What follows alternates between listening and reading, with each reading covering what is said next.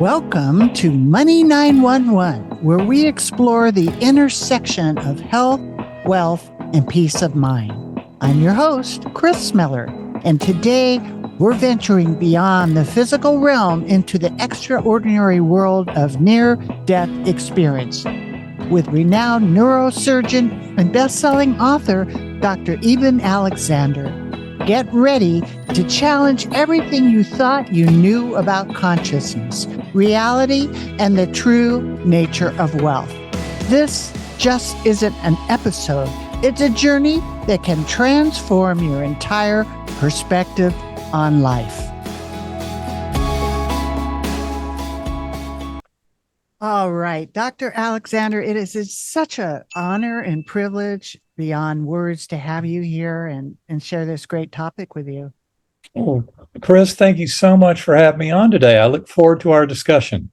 Me too. And I came about finding out about you in an odd way because I've had a family experience when my family member passed away, and I went through a very incredible, amazing experience. But I got hit by a big old grief. And, you know, my husband and my mom and dad had passed before. So it was sort of a compounded all of them together. And it caused me to reach out and seek. And, you know, I believe in everlasting life and I have faith, but it just really made me reach out more. And then I started listening to shows on YouTube. One thing led to another. And then I listened to your story. I must have listened to hours of you as I was on the road speaking and trying to keep my energy up from the way that the world looks about death.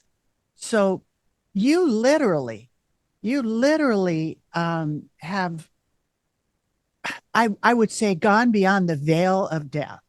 And your experience has reshaped your understanding of what true wealth means and the grand tapestry of existence, let alone all of your knowledge as a doctor. So, you know, it's a big conversation, and I just want to jump right in there of your experience. Well, that's great. Yeah, it's, I think, important to point out who I was before. Right. I had my near-death experience in 2008. At the time, 54 years old, I'd honed a very kind of scientific worldview. My adoptive father, that's an important part of my story, was that I was adopted.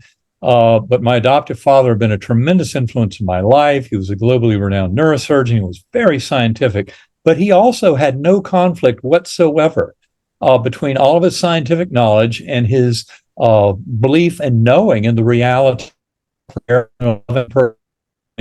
Was all. But like many of us who grew up in the 60s and 70s, like I did, we were trained in a certain way of thinking, especially if we pursued science like neurosurgery, which is what I went into. And that's a form of science known as materialism or physicalism. That is, that only the physical world exists. And therefore, somehow you've got to explain what we call consciousness is being generated by the physical brain. And of course, before my coma, I bought into the conventional materialism, hook, line, and sinker. As much as I heard stories from patients and families, as I describe in my book, Proof of Heaven, and nurses, I will credit the nurses with being way ahead of me on this one, but they would try and convince me that there was so much more to the picture. But I just thought, you know, to me, it was a struggle to figure out how conscious awareness could survive the death of the brain and body. And that's why I think I ended up having this experience. I mean, I've learned that near-death experiences are always tailored for the individual who has them, period. That's their only reason for being. Now, when you study them in large numbers, we find these amazing patterns that suggest that it's a very real realm that people are entering, and especially when you start to acknowledge the power of what's known as the life review, which probably happens in between 25 and 50% of near-death experiences. And the life review is often seen by people who have a shared death experience, but it would be the life review of the departing soul and not of the bystander soul. And I think your experiences, some of them have definitely been in that category of shared death, which is fascinating because you get the same kind of ingredients as a near-death experience, but it all occurs in perfectly healthy people. I mean, the typical story is a loved one who might be 1,000 miles away. and a patient is dying. And on the way out, their soul kind of goes through, grabs the soul of the bystander, takes it along, even to witnessing a full-blown life review, and then coming back to this world to tell the story. And I heard many acclaim from my audience members when I started giving talks about my proof of heaven experience, which was about 2 years before the book came out. And most of them would share with me near-death experience or after-death communications, but a significant number also had shared death. And I didn't even know what to make of it when they said that they'd gone along with a loved one in their leaving of this world, and that it was the greatest gift they've ever gotten from that loved one, because it proved to them not only the eternity of their souls, but the eternity of their soul connections. And that is a crucial ingredient to help us rise above the bleak and paltry fiction of materialist science, which science has now disproven materialism. I mean, the fact that the Nobel Prize in Physics in 2022 was for entanglement in quantum physics. Entanglement is a phenomenon of information connection that completely transcends our notions of space-time and causality in this physical realm. And yet entanglement is the law of the universe. That's been proven through 40 years of experiments. And that's why that Nobel Prize is so absolutely critical, because it basically means the scientific world, as represented by the Nobel Committee, has now left behind the simplistic falsehoods of materialism and is pursuing a much deeper and richer kind of interpretation of the nature of reality. This is something that we talk about in great measure in our third book. There's Proof of Heaven, which has been extremely popular, published in more than 40 languages, was on the New York Times bestseller list, #1 position for nonfiction for 42 weeks, and it was on the list for 2 years. So it clearly struck a chord. And then Living in a Mindful Universe is my attempt, and that's co-written with my wife and co-partner Karen Newell. And Living in a Mindful Universe is really the proof of heaven. From my perspective, the book Proof of Heaven is, this gigantic kind of statement of, wow, these things are real. They can happen to all of us. But how do you explain it? And Living in a Mindful Universe takes quantum physics, neuroscience, and the hard problem of consciousness, the binding problem in philosophy of mind, which is the apparent unity of consciousness in an individual. Very difficult to explain if it's all multiple neuronal populations contributing to this thing we call consciousness. And also all the evidence for non-local consciousness out of the world of parapsychology, like telepathy. People might not believe telepathy is real, but ask an identical twin. 35% of identical twins have had very powerful telepathic experiences, showing us that mental layer of the universe, which we like to think is our own little mind layer, mental layer, but it's shared. And in fact, in the process of dying and leaving the physical body, you find out it's shared so tremendously that something like a life review is more like a reliving of events. Not only that, but it's a reliving from the perspective of all involved. And that's where you start to realize the life review, when it's studied in large numbers in near-death experiences, like in Bruce Grayson's paper reporting on on 700 or so life reviews in his broad database on NDEs, he finds that something like 74% of people describe them as re-experiencing the events from perspective of all involved. It's like we're sharing the dream of the one mind. It's truly the golden rule: treat others as you would like to be treated, written into the very fabric of the universe. And this is something, in my own personal journey, I didn't have an Eben Alexander life review because some of the deepest lessons I was to learn had to do with memory and the very nature of consciousness, and a realization of how expanded my sense of consciousness was during the NDE. And yet the amnesia was very important. And don't worry, most people do not have that very powerful amnesia. But throughout my 7-day near-death experience, due to severe bacterial meningoencephalitis, I had no memories of Eben Alexander's life, no knowledge of Earth, this universe, human beings, etc. Every bit of it was gone. My language was completely gone. And when I first woke up from coma, as my old mind and memory was returning over about a 2-month time. That's what it took for everything to come back. But during that period, I was deeply mystified by this journey. And to me, I made sense of that apparent amnesia by saying, well, I did have a severe case of bacterial meningoencephalitis, and I had not yet really begun to dive into my medical records, which I did do over those 2 and 3 and 4 months post-coma. And as I read more of my medical records, it was shocking to me that I could have such a profound, rich, detailed, memorable spiritual experience at a time when my brain was absolutely incapable of hosting any kind of dream or hallucination. That's one reason why the scientific world takes my case so seriously. In fact, some of my biggest allies in this whole journey of 15 years since that coma have been in the scientific community, people who study consciousness, who realize that these kind of stories are not just imagination and dreams and wishful thinking, but are very profound indicators of the deeper nature of who we are and what this thing we call humanity and human consciousness is all about. And especially after all my memories returned, even more complete than the memories had been before my coma. That's something we discuss in Living in a Mindful Universe. We also discuss in that book how memories are not even stored in the brain. It's one of the last nails in the coffin of materialist neuroscience.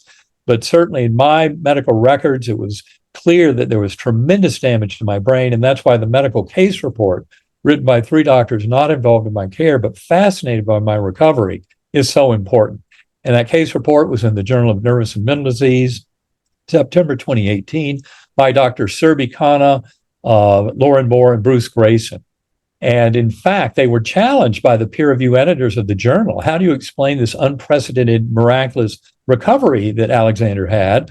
And they said it's because he had a near-death experience, because they knew of other cases of profound recovery, like Anita Morjani, who wrote the book Dying to Be Me, and her recovery from an advanced stage 4 lymphoma when she should have been dead within hours. But she had a profound spiritual journey in an NDE and ended up curing herself of her cancer. Likewise, Dr. Mary C. Neal, the orthopedic surgeon who wrote the book To Heaven and Back, she had a profound NDE in the context of a kayaking accident in Chile in the late 1990s. She was forced underwater by a waterfall, legs broken and jammed under a boulder. She was brought to the surface 30 plus minutes later, dead, and what was resuscitated ended up having a full recovery. Hers is also a profound story of healing that completely defies our medical expectations. But this is kind of the hallmark of the profound nature of spiritual healing available through near-death experiences. And that's just the beginning, because all of us, as conscious sentient beings, have access to that world of spirit and the united nature of that world, where in fact, we're in this with all of our fellow souls, sharing that dream of the one mind. And that's why in life reviews, what you find is the only important thing is how much love you've been able to bring to your fellow beings. That was, to my knowledge, first stated by an Armenian soldier killed in battle 2,400 years ago, written about in Plato's Republic. And the was his name. He was dead on the battlefield several days. He was a very important general. They ended up putting him on a funeral pyre after the battle was over, and he ended up waking up. And he said, when you die, your life flashes before your eyes, and you find the only important thing is how much love you were able to deliver to your fellow beings. So similar stories occur on battlefields of today and in many situations of people dying and near death. And what we learn is that we are eternal spiritual beings. We have an eternal soul. And this is independent of any kind of religious beliefs you might have. In fact, you don't need religion, even though religion for many can be a beautiful source of true spirituality. But I would advise people, if your religion is in the business of being very exclusive and falsely separative from others and, demeaning others, and in other words, if your religion is not purely involved with unconditional love, kindness, compassion, and mercy for all fellow beings, then your religion has lost its way. It is no longer on the pathway dictated by the original prophets, and you can forget about it. I came to recognize after my journey that beautiful God force at the core of the universe that I discovered in the highest of my ascents, from the earthworm eye view, a very primitive coarse realm, through a light portal of music into this brilliant ultra-real gateway valley, much more real than this world, and then ascending from that into this higher level that I call the core, where I've found that the very source of my conscious awareness was this divine God force at the core of the universe, and that all of us have that ready access to that power. And I came back calling that beautiful force because to me, the word God, I'd grown up in a Methodist church in North Carolina, had conventional religious views, but they didn't really allow for the full bore becoming one with the divine that I witnessed in this core realm. And they also didn't really kind of cover this sense of unconditional love and how important it is, and how that's right at the core of each and every one of our journeys. In fact, when you study not only near-death experiences, but shared death experiences, after-death communications, deathbed visions in people who were dying, like in hospice and terminal care, you find they all show the same things. Life reviews, making amends for where we've harmed others, coming to appreciate the true power and healing and wholeness that comes into our lives by being there for our fellow beings and helping them. That's our ultimate reason for being here, is to help each other, to promote love and kindness, compassion. The more we pour that out to the universe, the more the universe responds by pouring that back on us. So Right. there are many directions we can go into discussing all this, but I hope that's kind of an opening that shows you the territory we have, which is Right. beautiful and very hopeful for humanity at large. It is hopeful. I mean, imagine most of our listeners, everybody struggles with the fear of death, financial insecurity, death, unknown. And your NDE really changed your relationship with fear. And some of my experiences did the same thing, where I had a shared near-death experience with a very close loved one. And it just completely removed the fear of death, not Right. defiantly, but as an Just empowerment. Right? realize you keep going, and our relationships are the thing that's so important. Exactly. That's why life reviews are critical. It's also important to point out that in this big discussion of life reviews that Bruce Grayson offers in the Journal of Near-Death Studies in the autumn of 2021, he makes it clear how it really is a reliving of events. In fact, I saw an account not long ago where a man who had drowned said that he could count the mosquitoes in the air during the event of his drowning. And that's how detailed and powerful the reality of revisiting it in the near-death experience life review was. So these are not just vague sepia-tinted memories of events of your life. They're powerful reliving of event. And about a third of his cases of life reviews actually said their entire life was revisited in this life review. So you just need to put away the notion that these are vague memories or dreams or imagination, and start acknowledging that the universe is a far grander place than we appreciate from our kind of lowly materialist position. But by possessing consciousness and awareness, and that consciousness is actually connected with the mind of the universe. And that's where centering prayer and meditation can be so important, especially to take a break from the insanity of our modern headlines and polarization in this world. But really, meditation has been essential for me. The last 11, 12 years, I've meditated an hour or two a day. For people who need a powerful technique, if you don't already have one, I would recommend sacredacoustics.com. Full disclosure, that is a company that was co-founded by my wife and life partner, Karen Newell. She's also the co-author of our book, Living in a Mindful Universe, which really goes the distance to connecting quantum physics, neuroscience, philosophy of mind, parapsychology, non-local consciousness, and putting it into one coherent package about the brain as a filter and this primordial mind that we are all sharing. But the world is wide open, and that kind of meditation, there's some free downloads there at sacredacoustics.com. Most importantly, I'll point out there was a pilot study by Dr. Anna Yusum in the Journal of Nervous and Mental Diseases, peer-reviewed, that supports a tremendous role for sacred acoustics in alleviating anxiety. Now, this was a study that was published in February of 2020. Journal of Nervous and Mental Diseases, Dr. Anna Yusum, and she found a 26% reduction over 2 weeks of listening to sacred acoustics in anxiety symptoms. That's compared to only a 7% reduction over 2 weeks with standard talk therapy for anxiety in her patients. So just listening to these differential frequency brainwave entrainment tones of sacred acoustics had that very powerful effect. And for your audience, I will point out that the Whole Mind Bundle on sacredacoustics.com was used for that study. And when Karen realized how important it was at alleviating anxiety, she dropped the price. Note that this was right at the beginning of the pandemic, February 2020.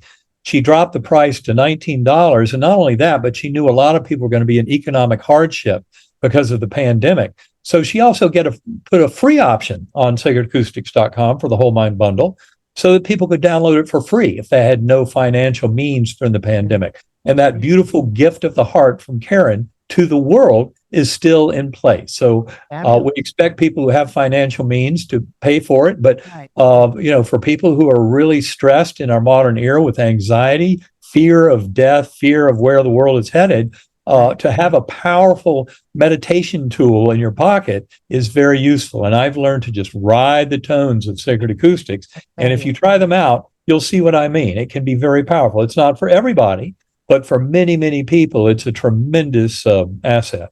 Right. Well, you've experienced reality beyond the physical world, which is where everybody's at. And I've listened to a lot of your, talking and your story. And can you just share a little bit of what actually happened to you? I will do that. And I'll give you a brief version so we can then pursue any avenues you'd like around it. But it all started, remember, amnesia, complete non-awareness, non-information about everything in my life to that point. It was an empty slate. And in looking back on it, that was an important ingredient for me to really get some of the deepest lessons. And it started in what I call the earthworm's eye view, very primitive course on responsive realm that seemed to go for a very long time, but luckily did not last forever, because then I became aware of this slowly spinning white light. It had the appearance of ground glass, fine silvery and golden tendrils all around it, and it was slowly spinning to me. And as it did so, I recognized it had a beautiful musical melody. And that melody was very important because I used it later when I would go to all these higher spiritual levels, but then tumble back down to that earthworm eye view. By remembering the musical notes of the melody, I was able to conjure up that light portal. And it led up into this brilliant ultra-real gateway valley. The mistake so many people make is they think an NDE would be murky and dreamlike. No, this world, this material world, is murky and dreamlike. That world is sharp, crisp, alive, vibrant, detailed, meaningful, powerful, transformational in every sense of the word. It's also completely outside of our normal concept of space and time. So, for example, these life reviews are not just kind of lived in a stepwise fashion, but in this grand kind of panoramic vision. You have what is often called the spatialization of time, where birth, death, everything in between is simultaneously presented to you. And you witness the interconnections of it all in ways that were never, ever apparent when you were living it down here, living in the weeds, plodding through our life as material beings, but in a much grander sense. And so in this Gateway Valley, for one thing, it was a world of perfection, like Plato's world of ideals. There were thousands of beings dancing down in this lovely meadow. The meadow was surrounded by this rich green forest. There were sparkling waterfalls and the crystal blue pools, tremendous beauty and joy and mirth. There was no sign of any death or decay anywhere. Even the plant life, buds on trees, blossoms, flowers, this very dynamic, rich opening in a garden that got bigger and grander and more powerful by every instant of time. Just this incredible demonstration of beauty in its ultimate form. A world of ideals in so many ways. And I was witnessing all of this as a speck of awareness on a butterfly wing. At no point during the 7-day coma journey did I have any body awareness at all, zero. But I was aware of what was going on around me. And so I was kind of recording all of that. And beside me on the butterfly wing was a beautiful young woman. I'll never forget her sparkling blue eyes, high forehead, high cheekbone, broad smile, soft brown hair framing her lovely face. And she looked at me with a look of pure love. And she, I found later, was a spiritual guide, a guardian angel for my journey. And her message to me was delivered telepathically. She never had to say a word, but that message was very deep, powerful, personal, and connecting. You are deeply loved and cherished forever. You have nothing to fear. You're richly cared for. And the other part, which I wish I'd explained a little better in Proof of Heaven at that point in the story, is you can do no wrong. Some people take that completely the wrong way. They think, oh, so we have free license to do anything? No. The life review and all of its deep lessons over thousands of years of reports across all cultures make it crystal clear that the life review is most easily favorable if we've been loving and kind and compassionate and merciful to all of our fellow beings our entire life. Every time we've diverged away from that, been selfish, greedy, handed out pain and suffering to others, we're asking for trouble in the life review, because in the life review, we'll be on the receiving end of those thoughts and behaviors. And if you've been handing out a lot of pain and suffering to others, I don't think being on the receiving end of that is very good. So ultimately, these life reviews are nudging all of us towards oneness and love and compassion, kindness, taking care of each other. Kind of an opposite lesson to what you sometimes see in our modern media and the way people live in the world today. But that's because of the false sense of separation that comes from materialism. I mean, the hallmark of kind of reductive materialism is break everything down to its tiniest parts, explain how those parts interact, and then you understand the world. Well, that completely misses the fact that what we're perceiving is not some naked world of kind of physical reality. And quantum physics tells us that very clearly, that we're experiencing a heavily coded world, coded through our nervous system that in fact does not exist as an independent physical world. That's why quantum physics is so kind of shocking and demanding to so many scientists, is because ultimately it's demanding that we admit the primacy of consciousness, and that this material mechanistic world is something that emerges from the mental and not the other way around. So we've had it backwards all these years. Anyway, I'm getting a little ahead of myself. Oh, that's all right. That's good. But what happens is in that beautiful Gateway Valley with that guardian angel giving me that lovely message, the next thing I knew was the angelic choirs above that were emanating chants, anthems, hymns that would thunder through my awareness. The awe and majesty of this incredible spiritual realm, just filled and bubbling with this incredible richness of love and compassion and kindness, and all emanating from that God force at the core of it all. Well, that's where I ascended to yet another level. Those angelic choirs provided yet another portal. I remember seeing all of space and time collapsing down over the material world, all of this rich spiritual realm with its completely different temporal ordering that I call deep time or meta time, that enables life reviews, birth, death, previous lives, even future lives. All of that, a very rich discussion about how much is predetermined versus how much is decided by free will. I think there's a tremendous amount of free will importance in our existence. It's choices we make and how we live our lives. But in many ways, I would say some of the hardships and difficulties are kind of pre-planned. I do believe that our higher souls and soul groups coordinate kind of what are going to be the lessons that will help our growth the most towards that oneness with the divine. And that's what we end up dealing with in our life. So when I look back on my life, for example, my adoption abandonment wound was very important. And I was put up for adoption by my mother, who was 16 years old, unwed, in 1953, at age 11 days. But I was taken by social services, and she wasn't really ready to let me go, but they weren't ready to give me back to her. So I was stuck in a baby dorm for 4 months. And that's not an ideal way to start this life. Now, I look back on it now as a gift, because I went through my life. I had the challenges of that adoption abandonment wound. I kind of rose to the expectations and love of my adoptive family, went into neurosurgery, which is what my adoptive father had been in, and then had this incredible life through all of that. And then, of course, this coma journey. But the coma journey was a gift in itself. There are many other gifts that I talk about, especially in Living in a Mindful Universe, that don't seem like gifts when they happen. For example, giving up alcohol in 1991, early in my training.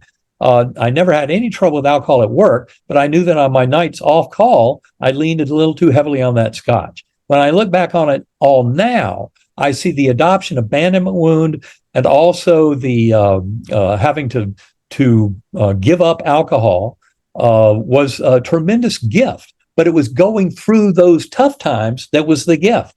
If I hadn't had the toughness, I wouldn't have grown with the lessons that they offered. That's what's so important for people in our modern world to get, is that the hardships and difficulties in so many ways can be gifts that allow us to grow into the souls we came here to be. Now, it turns out as I ascended through the light portals of those angelic choirs and saw all of that spiritual realm collapsing down, I entered what I call the core. The core was a complete unification of all dualities in our world. You know, in our world, we have masculine, feminine, we have good, evil, light, dark, all the different kind of polarities of things that exist in our lives. And all of that is completely resolved into oneness, in a state of pure blistasy in that core realm. And the core realm was where I recognized that oneness with the divine, that in fact, that God force was the very core of my own conscious awareness, as it is for all of us. We all are never separated from that God force of pure love. It's always right there at the core of our consciousness. But this is where meditation, centering prayer can be so important. Exactly. Now, every time I entered the core, I was told, you're not here to stay. You'll be going back. We'll teach you many things. And there are many lessons. I've talked about them in the hundreds and hundreds of interviews I've given, et cetera. There's plenty there to talk about, but Living in a Mindful Universe, the book, is a real nice, compact summary of a lot of this kind of information. So highly recommend that.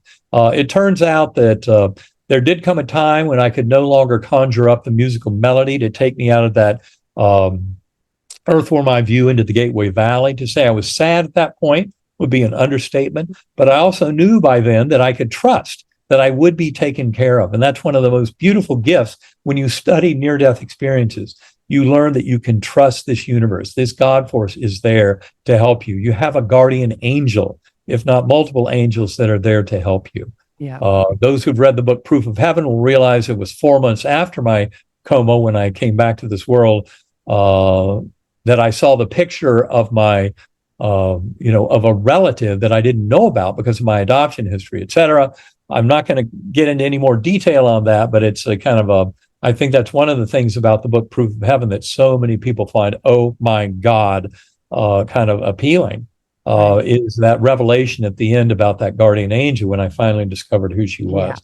But all of it is an incredibly rich package that to me, as a neurosurgeon, neuroscientist, showed very clearly the reality of our eternal soul and our soul connectedness. And it's a very helpful lesson, especially with the tremendous fear of death in our culture. And I would very quickly short circuit to a piece of information for your viewers. There's no longer a debate as to whether or not the afterlife has been demonstrated in scientific fashion.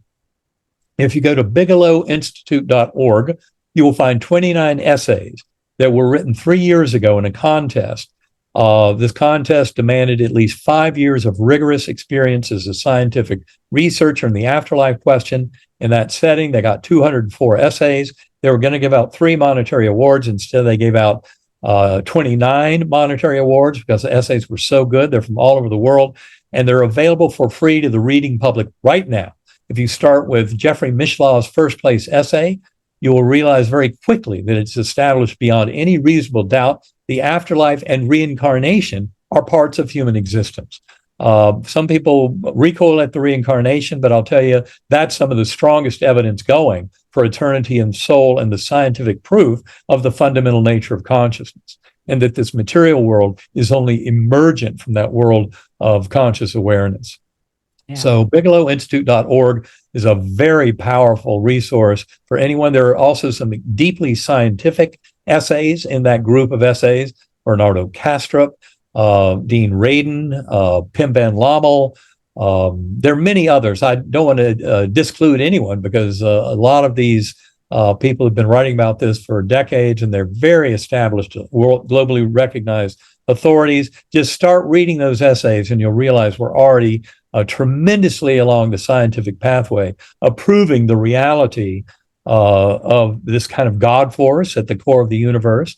It's very refreshing and liberating for all of us, for our culture, and for the individuals pursuing deeper knowledge about their role in the universe. It is refreshing and encouraging, and a lot of people right now are really feeling disconnected from their life purpose. And based on your experience, how can people align their careers, financial goals with their soul's deeper mission? And that they always have this conflict, but really, you have an assignment, and God brought you here, right? That's absolutely right. And I would point out that one of the deepest and most profound lessons of near-death experiences across all cultures, continents, and millennia is love, is compassion, mercy, care for others, the higher good, taking care of the least, the last, and the lost. For example, there are many refugees in our modern world from warfare and violent authoritarian regimes. It is time to help those people. We should be here helping all of our fellow beings. And that ultimately is kind of the ingredient that leads to a much more fulfilling lifestyle. And you start to realize it's not just about who accumulates the most wealth before they die, but actually who has generated more love, compassion, kindness, and love for fellow beings in this troubled world of ours. And it is high time we shifted away from that paltry fiction of materialism that I mentioned a little while ago, the false belief that our existence is birth to death and nothing more, that consciousness is just the result of chemical reactions and electron fluxes in the brain. We now realize in a scientific perspective that the brain is a filter. It's called filter theory. It's also been labeled as a reducing valve or a transceiver. This is not a new idea. It was very popular in the late 1800s. Dr. William James, head of psychology at Harvard, was a big proponent of filter theory. Aldous Huxley, who wrote Doors of Perception, that was based on a mescaline experience, a very powerful exposition supporting the reality of the one mind and of the brain as a filter. Likewise, I would say F.C.S. Schiller and Henri Bergson in France, these were all proponents of filter theory. And now that also Frederick W.H. Meyer, very important researcher in this world. He passed in 1903, the same year, a posthumous publication of his that is still a remarkable work of kind of spiritual reality, scientifically studied. And all of this is being resurrected in modern academic circles. For example, the University of Virginia Division of Perceptual Studies. If you go to uvadops.org, you can find all their research, academic, scientific papers, etc. The 3 books that Ed Kelly, who's the head of their parapsychological arm, has written, I can highly recommend as some of the best and most profound scientific works on this question, resolving forever the reality of primacy of mind, of consciousness, of soul. His first book, Irreducible Mind, this is from Ed Kelly in 2008. He edited this, but a bunch of brilliant contributors. Then 2015, his book Beyond Physicalism. And finally, in March of 2021, out came Consciousness Unbound. And these are all very powerful, revolutionary works for the scientific community. Their work at UVA on reincarnation is some of the strongest and most powerful evidence going. More than 2,500 cases of past life memories in children they've studied over the last 6 decades. And of those 2,500 cases, 1,700 they have solved. That is, they actually found the person who lived before. Now, of course, most of us say, well, wait a minute, I don't remember past lives. It can't be real. Well, guess what? As Jim Tucker and Ian Stevenson, the MDs who are most involved in that research, will tell you, you have to harvest these memories before age 6 or 7, because after that, they're covered over by natural processes. And even the children who've been heavily written about, who had these profound past life memories as a toddler and as a young child, they don't remember them as a teenager. It's gone now because of programmed forgetting. We're not meant to remember all of our higher soul knowledge between lives, at least at this stage in human evolution and development. of our notions of consciousness and our cultural conceptions, we're meant to still be having this bit of a struggle to get there. But I think that the world is going through a paradigm shift. Religions have had 5,000 plus years to teach us the golden rule to treat others as we like to be treated. And in fact, it's now science, the science of consciousness, informed by quantum physics, neuroscience, philosophy of mind, non-local consciousness in parapsychology, et cetera, to take a leap to the next level, which acknowledges this primacy of consciousness and the fact that we're connected through that binding force of love with all of our fellow beings. And this knowledge, as it becomes more and more profound in this world, will change this world for the better. Yeah. Warfare will become a thing of the past, and mankind will be freed from the shackles of this debilitating fear of death that is not warranted. It's a false assumption by the materialist scientific community that is now disproven, and the world can move beyond that. And you don't have to wait for all the world to catch up. You can start doing this yourself through meditation, centering prayer, a practice of going within, and then bringing those lessons to this world at large, learning to love each other, study that NDE literature, study this phenomenon of shared death experiences we've talked about, start meditating and spending a significant fraction of every day in a deep meditative state. Once you start to explore consciousness, you start to realize it's far more than this little epiphenomenon of a 3.5-pound gelatinous mass floating in a warm, dark bath between your ears. Consciousness is the mind of the universe, and that's something we all share. Yes, and yes. In fact, putting the little ego mind, that little voice in your head, I love how Michael Singer calls the voice in the head the annoying roommate. That is not your consciousness. Your consciousness is much richer than that. That's your little ego mind. That's but right. You can identify with a part of self that is much more connected to that primordial God force of the universe. Exactly. And that is something that going within and meditation, centering prayer, can deliver all of us to a much richer and more productive life as an eternal soul, living a meaningful life, helping the highest good. Dr. Alexander, you just are like a waterfall of I hope it's not overwhelming. I'm trying to make it appealing to people and understandable to people. You're giving them all the resources and where to go. And I haven't even, I've got like 20 questions. I've only done 2. So I'm going to have you back if you Good. want. I'd love to talk with you again. That'd be great. One thing that you've mentioned, because I really like this as a series, it's breaking down the illusion of what people think life and death and love is and God on earth and all of that. But just, kind of like a wrap up here, you mentioned that our consciousness creates reality. So how can we harness this to have an abundant life and to be loving and caring to others and not so self-absorbed in who we are, our little ego chatter that's going on? I think the best way is to start doing it and, take 20 minutes out each day. And again, if you need a powerful tool, I would recommend sacredacoustics.com. You'll find a tremendous set of resources available there in the form of audio files that will generate profound kind of signals down in the lower brainstem that help your conscious awareness to liberate from the false sense of here, now, and sense of self in the physical body.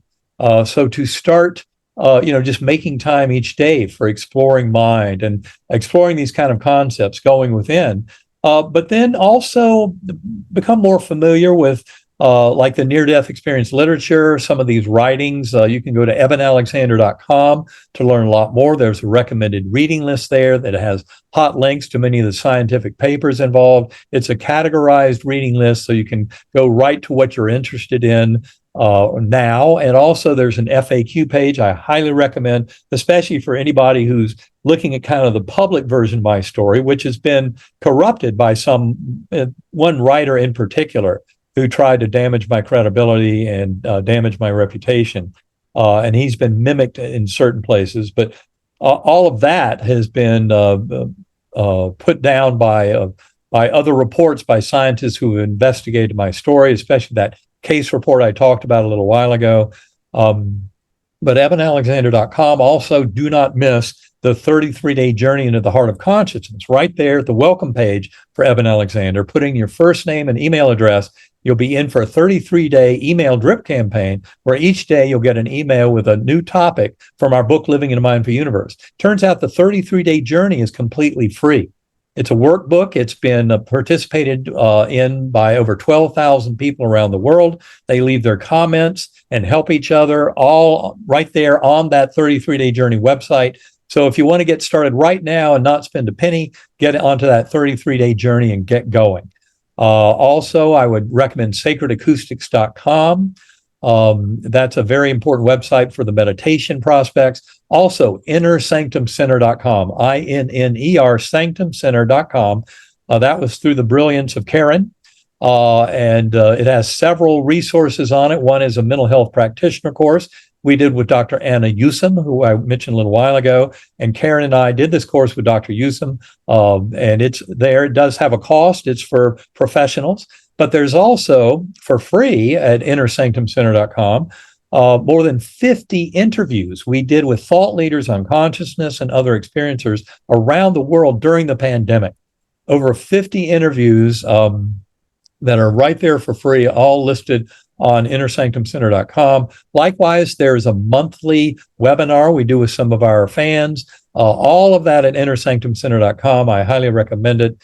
And that's just a starting point to really get going in this journey of self-discovery and freedom from the illusions and the toxicity of that materialist false sense of separation.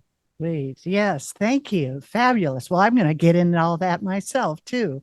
And Excellent. Again, I want to thank you so much for being here. That it is a lot of beautiful, beautiful information that someone just takes the time. Well, this will be transcribed so you can get these links and follow it through and break the illusion and get into some reality of what's really going on is love. And that's really schoolroom earth. That's it. That's it right there. What else? It's all about love. Dionne Warwick and the Beatles sang about it, and they were right on the money. That's right. Right on the money. The real money. Love. The real money. You got that right. All right. The higher good. That's what we're all here for. And to help each other. Amen. Healthy money, happy life, right? The energy Absolutely. of love. Well, thanks, Kris, for having me on. It's been great talking with you. Thank you.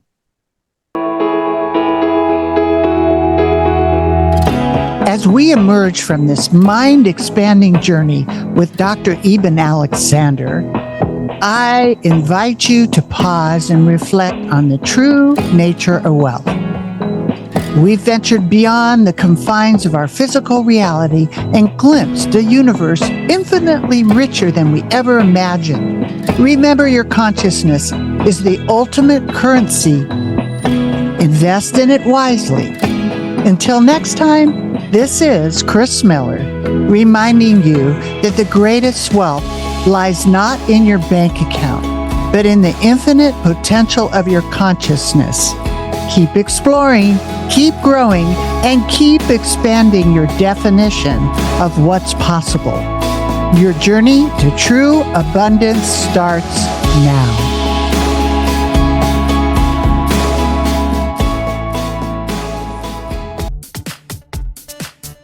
There's so much to learn about healthy money. I hope today's discussion brings you one step closer to securing and protecting your future. So you can get started on the right foot, go to meetwithkrismiller.com and schedule your free financial fitness strategy session. Thank you for listening, and please subscribe to Money 911 so you don't miss our next episode, which includes health, wealth, and peace of mind.